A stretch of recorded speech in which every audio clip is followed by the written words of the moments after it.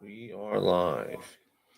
All right, guys. So today I want to talk about a couple different things, really. SEO. SEO is traditionally known as search engine optimization. But honestly, the way people find information nowadays, it's Google, it's Instagram, it's LinkedIn, it's other platforms is where they really go and search for information. So SEO has kind of been rebranded as search everywhere optimization. And if you're not optimizing your Instagram, your website, your Facebook, your social media post, so it's being indexed properly from an AI source, you're missing a lot of opportunities when it comes to people trying to find your salon using ChatGPT or even Google. Like there's so many different platforms out there now. Like someone could look up on Instagram best salon near me or best hairstyles. People are using other platforms than Google to get information. And so the main thing that you really are trying to do is have someone make a decision that your salon's the best opportunity. One of the, I guess, one of the best tools, honestly, for our industry is having a well optimized Shopify store. And so people think of Shopify as just like eBay or Amazon, or it's this selling platform. And it's not. It's a fully functional website. So if you built your website on Wix or WordPress or Squarespace, it's it's good, right? You can still optimize it for search, for AI, but the opportunity by using a really good e-commerce platform, and like WooCommerce is one of them, I prefer Shopify, is your ability to have someone look up a hair product. Like let's say Olaplex because it's a popular product. Is Olaplex really a good product?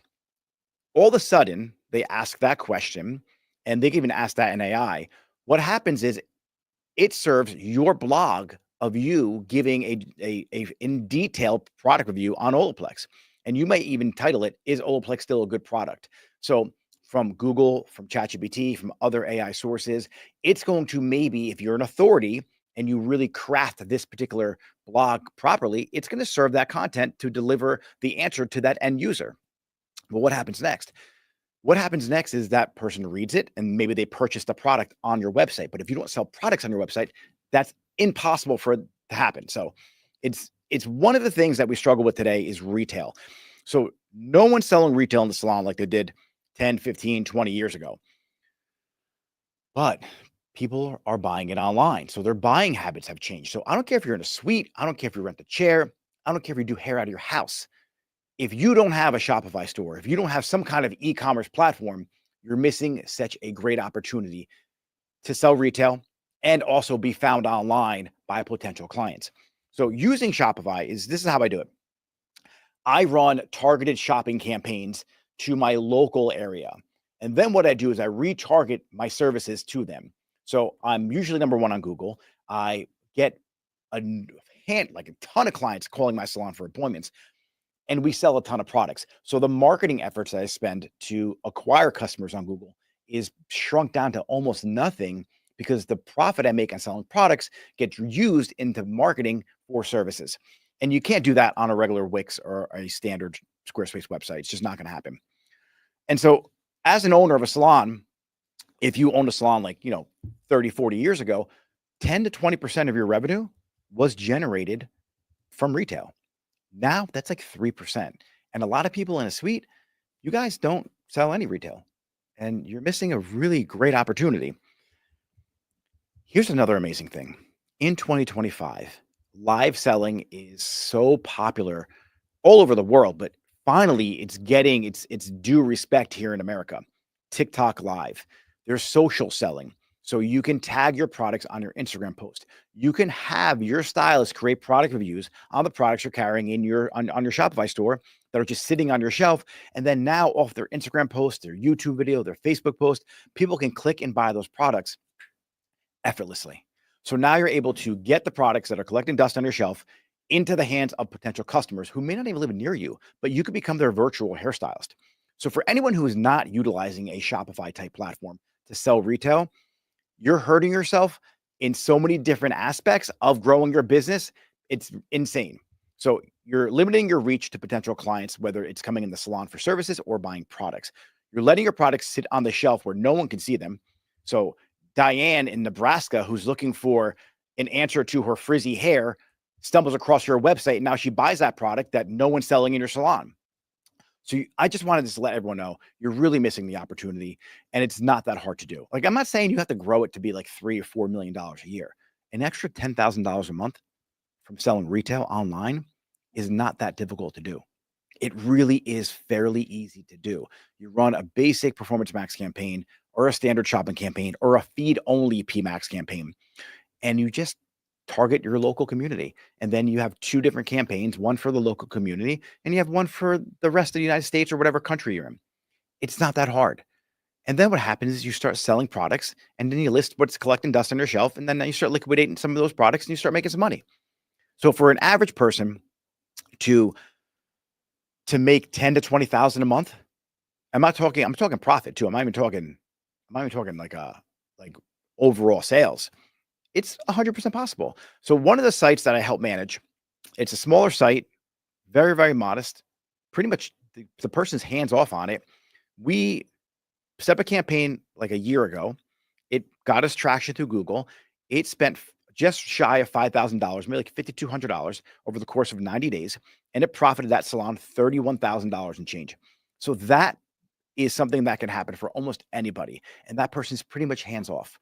So over the course of 90 days, this person's making an extra 10 grand a month. And that's an amazing extra little bit of cash injection to your business. So guys, I'm going to open it up to some Q&A here for anyone who's curious about selling products online and retail. The industry is 100% different than it was 10 years ago. The version is not an issue anymore because as long as it's your branded website, brands don't care if you're selling it online. Brands are selling direct to Amazon. They're selling on their own websites. They understand the game now. It's not like it was a couple years ago when I first started. I was dealing with brands saying they're going to cut me off. It's the version. If it's on your own website and it's MSRP, manufacturer suggested pricing, you have no problems. The best part is if you're not doing like a salon interactive, because that doesn't really drive any business to your salon. You own your customers. So now you start building an email list. You start segmenting out customers from blonde hair, damaged hair, dry scalp, oily scalp, and you start creating these little pockets of clients that are on your online store. And then let's say your brand you carry in your salon has a deal on their whatever product that helps damaged hair. You launch an email campaign, you pre-sell the products, you buy the products on sale, you get them in and you ship them out to your clients and you never had to put out any money because you pre-sold the email campaign, you got the money in your account, and then you bought the products, kept the profit with the money that came in from the sale. So there's a lot of strategies you can do to really start acting like a business in 2025 and beyond, right? Because if you're watching this, it's not 2025. This is still obviously applicable in the years to come. So James, if we had any Q&A, I wanted a couple. Yeah. All right, let's hear them. Rowan Yeager, do you find selling things other than hair care on your e-commerce site is profitable? Yeah, but I keep it niched down to hair because all my content is dedicated towards that. But yeah, you could sell other stuff. Here's the dilemma when you start selling one-off things is about the listing of the product. So if you're selling tchotchkes and you got like 3 or 4 of them in your store, you have to relist that product and you're only selling it 3 times. When you're selling a shampoo, it's always being manufactured. It's always being made. You list it one time, you put the work in, you can sell it for years. That's why it's more advantageous to sell hair products and other products like that. But go ahead. I want to say one thing. You're going to become a brand. Like people are done buying on Amazon. I'm not saying that totally, right? I can't say that. It's easier now for somebody to compete with Amazon because of social media. When you create a YouTube channel and you create, let's use an example. Let's say Mr. Beast was a hairstylist and he was an amazing hairstylist. He gets hundreds of millions of views. You don't think 1% of those people are going to buy his shampoo or his product? I mean, he does it with burgers. So you look at Carly Bible, you look at the people who are influencers on the internet now, on YouTube and TikTok. Imagine it was their brand. It was their product, their store. Like it's changing. They begin to build a relationship with you when they see you online. And instead of going to Amazon first to buy the product, they buy from you because they trust you. So live selling and like the ability to sell local in your community is greater than ever. And then the ability to really master your own personal brand and then sell to people with social selling you have an opportunity as a suite owner now to create a website and create your content and not just get people in your salon or your suite because of that. Now you get a chance to sell those products to everyone in the world. So the opportunity is here for us to take that retail back to our industry again. All right, James, what was that question? She followed up. She said, "This is exactly. This is why I asked the last question. Do you still feel Shopify is a good place to get appointments too?" All right, yeah, Shopify is a home run for appointments, for client acquisition. I don't book my appointments on Shopify yet. I'm in the process of building out an app that plugs in. So Shopify will be your one spot, and it's going to be booking appointments, running all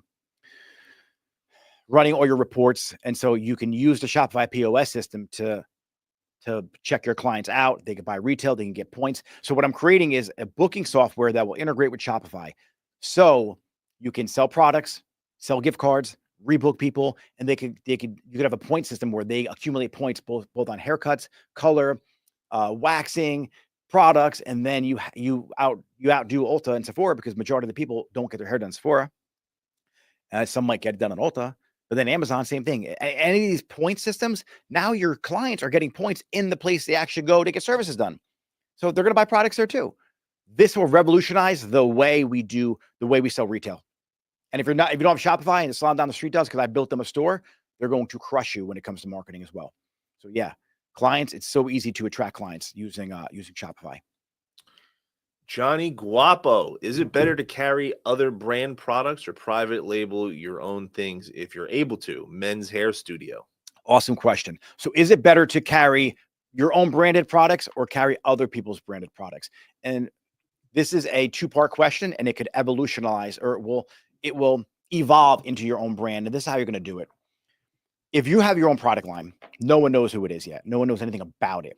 So what I would suggest you do is sell the brands that are popular. Sell the Redken, the Olaplex, the L'Oreal, the Shibui, the Color Wow. Sell all of that. Then with your product, what you do is you put a sample in each time someone buys the product that they want, the product that they know. Then you start obviously getting influencers on your own brand. But let's do this. So now you're selling I don't even know what brands are. I don't sell them anymore. I sell boutique brands now. But like the popular Frizz Dismiss from Redken, right? The All Soft shampoo, any of the Dream Coat from Color Wow. What you do is when they sell, because they do sell, you put your sample of your similar product in the box and you ask for feedback. And hey, give us feedback on it, leave us a review on this sample, and you get another discount code.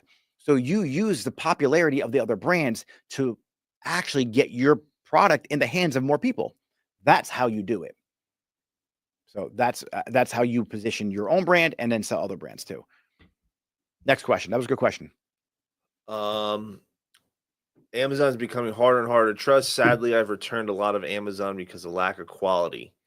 Beautiful question or beautiful statement, but here's the thing. All right, the reason why you're going to be able to sell better as a personal brand than Amazon is the simple fact that when someone buys a hair product from your salon's Shopify store, your salon's website, and there's an issue with it, what do? They're going to call. They're going to email you. And guess what happens? They speak to a real hairstylist. They speak to a real hairdresser. Hey, Deborah. Oh, no, you were using that product long. You have oily hair or you have an oily scalp. That's not the one you want. I tell you what, ship it back. We'll send you the one out. You do that. She's your client forever. Like we have clients who ordered 10, 15, 20, 50 times from us already. Like we're their store that they order from. And whether it's the Warehouse Salon or any of the other stores that I own that are online, like the repeat business is where you start making your lifetime value on these customers. So you might spend a lot of money on ads in the beginning, but if you wow them with an experience, you deliver the product, you have great customer service, eventually you're not advertising for them anymore. You're doing it through email. So this is something that I call the personal economy. It's services, product, and then knowledge. And so this is the product phase of that. Now you're just marketing your services, piggybacking off of those by selling products. It's just this flywheel approach of money coming in from every angle. James, any more questions? Yeah, we have. Nick, what do you say when a client says they'll buy it on Amazon? I have it right here. What's faster than right now shipping? And we'll price match Amazon. So yeah, I just give it to him right there. Like if you have, listen, if you're a hairstylist and you've got a product in your hand and a client's going to say, hey, I'll just buy it on Amazon. Why don't you there's nothing faster than right now shipping. And if you have points too, it's even better. Then you undercut Amazon. Here's the thing, and brands are doing this now. Brands are starting to now sell on Amazon 20% more. Not all of them, a lot of them are. And the reason why they do that is so the salon can undercut Amazon. So it's nice that brands are doing that. I think the Shibuis do it. I think Apira might be doing it. Who else is doing it? Alorum. I know Kuhn definitely does it. So what you want to do is talk to your brand reps, talk to your distributors, have them get on the case of these brands. So when they go luxury on Amazon or direct, they should be selling it for more on Amazon. That way it allows them to drive traffic back in the salon again. But yeah, I wouldn't let a client leave. What do you mean you're going to buy it on Amazon? Here you go. You're going to buy it right here. We have, and another cool thing, guys, you could do reoccurring shipping. So if your client's always buying the same product every 6 to 8 weeks when they come in for their hair, guess what you do? Put it on auto ship. Just ship it to them every 8 weeks. And now you have a business, right? Because a lot of people know you when you go to sell your salon, it's not worth anything. But if you're doing an extra $100,000 a month in retail online and you got all these subscription packages going on, when someone comes to look to buy your salon, they get all of that. Like they're buying that business. Now it's worth something because if you as the owner is removed, well, that's still operating like a well-oiled machine. So it increases the value of what you can sell your salon for so much more. James. We have Johnny Guapo. When is your app projected to go live? Will it have marketing capabilities as well as appointment bookings? It's just gonna be appointment booking. Your marketing is gonna be built in through your Klaviyo plugins and your email plugins. It's strictly just gonna be appointments, so you can utilize one platform. The dilemma that I had when I was in my salon is I had Shopify and then I have another booking app. And so the booking app was much better with reporting. So this is gonna be a report-heavy app that plugs into your Shopify store so you can have one place to check everybody out on. We have great topic today, Nick. Appreciate you. Yeah. Rowena Yeager. She also says they stand there and take photos of the products right in front of us. Which thing is more important to keep business in keeping business in a highly competitive competition businesses? I don't know what they're trying to say here. Which thing is more important to keep in business in highly competition business? Listen, the one thing is the most important thing when you're talking about competition in business is your mindset. You need to make sure you have a growth mindset. You need to make sure you have a winning mindset, and you have to be a little bit crazy and you have to be a little extra optimistic. That's first and foremost. But I have no competition. There's literally not one person who does what I do on the planet. There's not someone who can sit in a room and talk about how you microweave a foil for someone's hairline and then talk about a herringbone or a fishbone pattern or bricklayer pattern on the back or a root tap or a root melt or how to corrective color or why violet cancels yellow and doesn't turn a green like blue does. It's because of the red that combines with the blue. So it cancels out the warmth in it, but it neutralizes it turning green because of the red that makes the violet.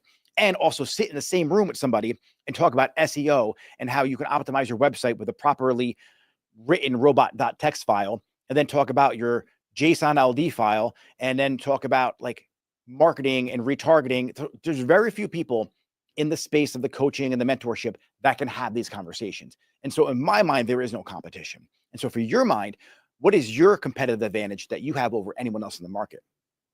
And so just lean into that and stop worrying about everybody else because they're going to copy you anyway. And so it's the mindset that's the most important thing. And then obviously having the store and then your product reviews. Like your product reviews is your personality. No one's going to be able to duplicate you, not even AI. And live selling is even more important because now with live selling, it's not AI. It's actually me. Like, it's me. It's really going to be hard to create AI live people. Like that's like really, I think down the road a little bit, but like, so you going live, the people who are mastering this now and the live selling, you're going to have a major competitive advantage because you're comfortable on camera and they're buying from your personality. It's just like the salon. People go to hairdressers they like and they love and they trust. They might not necessarily give the best haircut every time. There might be a couple problems here and there, but the color's not the right tone. But because they trust you and they like your personality and they like being around you, they will continue coming back. So if there's ever an issue with the product, it's the wrong product, they got damage in the mail because they like your personality, they see you on social media, they're going to give you the benefit of the doubt. So that's what you want to lean into when it comes to your brand. We got start your own shop or asset bias shop with that's less than 15K, that's outdated but has positive cash flow. Stylists follow regardless of situation. Buy the shop. Yep. Buy, then build. If you got positive cash flow, it's a home run. You could update as you go. You could update with the cash flow coming in. Definitely buy your own shop. K Crucial Hair. I'm starting to future plan with a timeline. In the meantime, as a single renter, can't wrap my mind around retail for just me. It's not just for you. It's for your clients. That's the thing. Like the people who rent in the suites, if you, let's say, take 20% of what you do a week, let's do some math here. So if you're a renter and you are doing $3,000 a week out of your suite times 20%, that's $600 in retail. Okay. Let's divide that by 2, which is your profit. That's $300 a week in retail times 4.3. So 300 times 4.3. That's an extra $1,290 a month. $1,290 a month times 12 months. That's an extra 15 grand a year. So your suite rent might be $300-$400 a week. That's it. That's covering your rent. So you're rent free right there by selling retail. Now, if you are marketing, I'm not sure I asked the question, but if you're marketing on Instagram and TikTok and Facebook, why don't you use that as a way to drive traffic to your own retail online store and sell products to everyone who can't come to you for hair? So if you're creating a personal brand and then Sally in Nebraska and you live in Florida loves your content, she's going to buy the products you recommend because she likes you. And the salon she goes to sucks. They don't have an online store. They don't push product. So now she's going to buy it from someone she trusts, which is you. That's how you have to wrap your head around retail. Next question. We got, she said it's Casey, LOL. Let's go on, Casey. Oh, Cassie. Cassie. What's going on? Cassie. Yeah. Kassi, right, James? No, it's Kacie. Oh, then I got a couple cases in my life. How do I get my team to actually care about selling retail? Don't make it about selling retail. Make it about better serving the clients that come in the salon and educating them. Has nothing to do with selling retail. Has everything to do with serving them. And they don't buy into the product and get a product line that they trust. That's the first thing. Have products in the salon that actually work. And then their job is to make sure that it's the client's right to know. The client's right to know everything that you're putting on their hair and on their scalp and what you're using. That's how you have to position it. If they're not telling them everything they're using on their body, especially in a day where, everyone's so conscious about all the chemicals and everything that's in the brands and what's going on their skin, it's their job to educate them. That's all it's about. Hey, Barb, I'm using this volumizer on you. This is why I'm using it. It's going to give you the lift that you want. But when you diagnose their problem during a consultation, it's, hey, what's going on with your hair? What's making it unhappy? What are you struggling with? This, and this. All right, cool. What products are you using? Nothing. Well, okay, that could be an issue. Let's try using a volumizer today and see if that helps out a little bit. And so you don't sell it the first time. You just recommend it. You tell them what you're using. Next time they come in for the blowout or the haircut or the whatever, like, how's your hair been? Have you been able to work that volume in since we cut it? I have, but it falls flat. I tell you what, Barb, why don't you try this mousse? It's going to change the way your hair styles and holds. It's what I use in my hair. It's going to make your style last. Like, if we're coming in for the haircuts, you want this style, it's going to make it work for you. And then if it works for her, guess what she's buying every time she comes in the salon? That mousse or that volumizer. So it's just about educating them. And if you guys want, it's called the client's right to know. All right, James, next question. We have, and guys, we got 5 more minutes, if that, because I have to go live with the Level Up Academy. Should assistants be incentivized for retail sales? 100%. Your assistants should be incentivized for retail. And I think that your front desk 100% needs to be incentivized for retail too. Selling and commission should be happening all over your salon. And so your front desk goes, hey, who told you? Front desk should ask you, who told you about the shampoo? Who helped you today make this decision? Oh, it was Jen at the shampoo bowl. It was Margaret at my haircut. So just have it in there. And if the front desk did it, have them put their name in there. The front desk should be incentivized at the overall retail picture right? Because they're the last chance for that person to pick the product up. So one of the things I like to do is have my front desk person act as a host, walk around the salon with with an iPad, going up to the stylist, like, hey, Jim, like, what is there anything I can get for you from the retail shelf, just so it's ready for Barbara when we're ready to check her out? Or are you checking her out now on an iPad to make it even more like a more efficient the checkout process? So there's a couple ways you can handle this. Or, hey, Barb, last time you got this product, I just want to make some notes to see how you liked it so I can give it back to the brand and the manufacturer. Did it make your hair feel oily? Did it weigh it down? Did it work the way we promised it would? Put those notes in there. Be like, oh, do you want us to get you another one? And so that front desk person is really a salesperson. So when I have this conversation with people in the community, don't look for a front desk person. Don't look for a receptionist. What you want to look for is a salesperson. It's much easier to train someone how to book appointments than it is someone who knows how to book appointments on selling. So change the way you fulfill that role. But yeah, give the assistants a commission, an incentive. Nick, how can I compete with Ulta and Sephora on pricing? You get a discount. Like Sephora is selling it at MSRP, so is Ulta.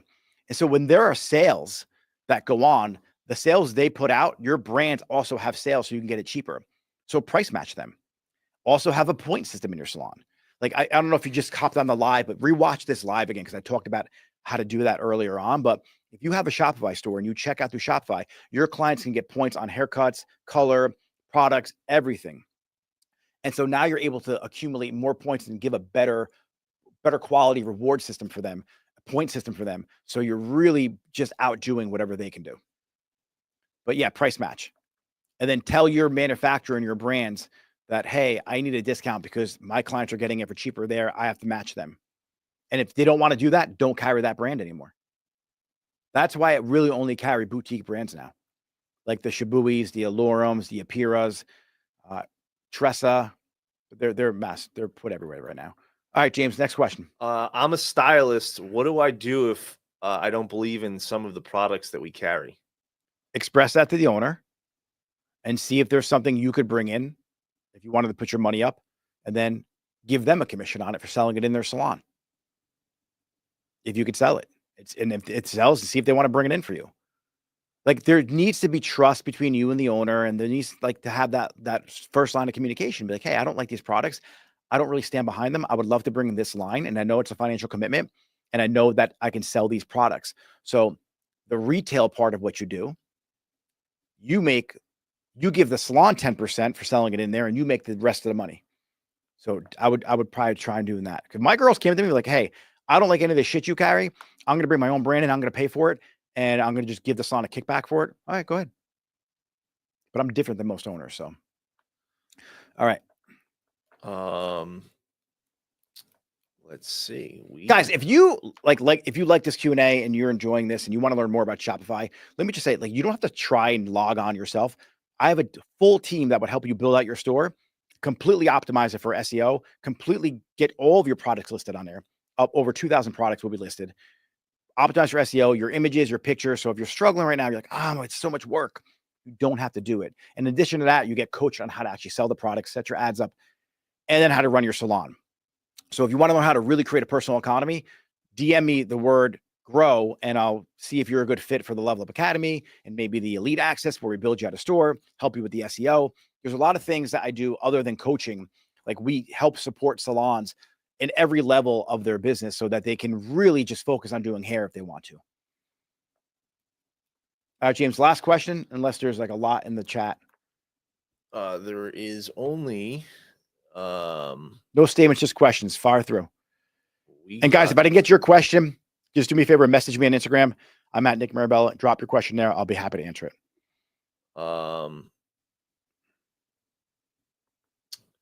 Let's see.